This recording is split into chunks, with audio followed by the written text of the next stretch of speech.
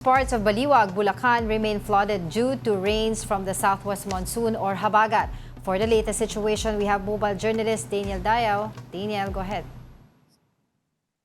Yes, Angela, good morning. Nandito nga tayo ngayon sa Baliwag, Bulacan, particularly sa Concepcion Subdivision kung saan na talagang binabaha dahil mababa daw yung lugar. So far, Angela, dito ay hanggang binti yung tubig dahil nga sa patuloy na pag-ulan. So kung mapapansin mo sa aking likuran ay flooded yung street. So pakita ko na lang din sa iyo, Angela, ito ay ilang-ilang street. Nandito tayo ngayon. Isa ito sa may mas malalim na parte dahil sa iba't ibang parte, Angela, katulad na lang ng Kamya, ng Gumamela at ng Rosas ay baha din. Pero dito kasi medyo hirap pumunta yung mga sasakyan, especially kung nakikita mo yung truck doon. So nakataas na yon pero as you can see, lubog yung gulong. So depende kasi yan kung saang parte ng Concepcion Subdivision. Pero so far, Angela, lahat ng lugar dito, especially pag pumasok ka ng Chico Street ay baha na. So dahil yan sa patuloy na pag-ulan dito. So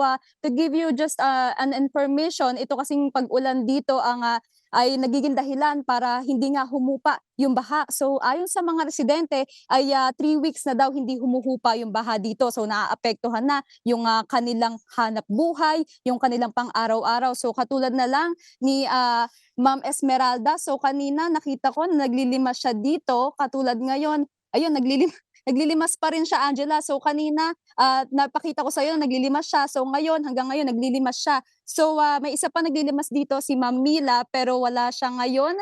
At overall, ang pinakapunto lang naman dito, Angela, is that yung mga tao dito, imbes daw na makapaghanap buhay, makapag-focus sa kanilang pang-araw-araw, ito daw ang kanilang nagiging sitwasyon. So nasasayang yung oras, nasasayang yung kanilang effort pagdating sa pang-araw-araw na pangangailangan. So far, Angela, andito pa rin tayo ngayon, minomonitor natin dahil napapansin natin na tumataas nga yung tubig dito sa Concepcion Subdivision. Angela. Well, Daniel, sa pag-iikot mo today at saka yesterday, ay may nakita ka ba at least ilang mga official dyan, local government units na official sa Bulacan na umiikot din at least man lang gumagawa ng paraan para maibsan itong paghihirap ng mga kababayan natin dyan sa Bulacan?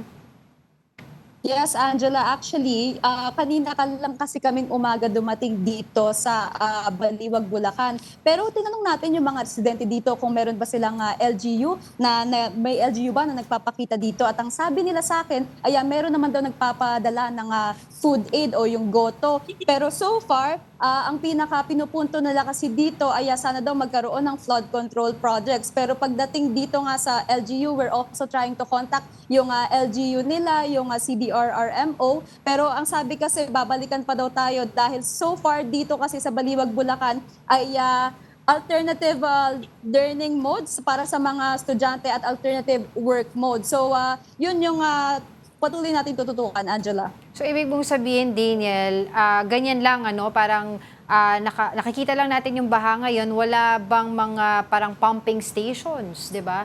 To make sure na parang kahit papano bumaba yung level ng baha dyan sa area nila.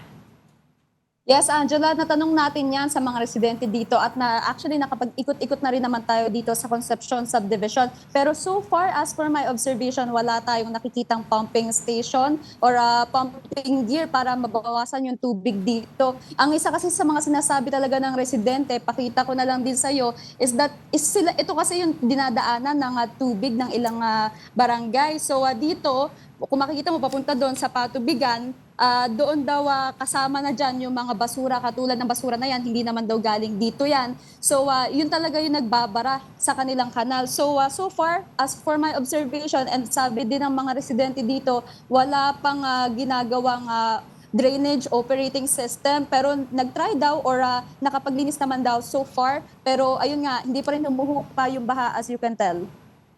Alright, thank you so much for your time at mag-iingat kayo dyan, mobile journalist Daniel Dayaw.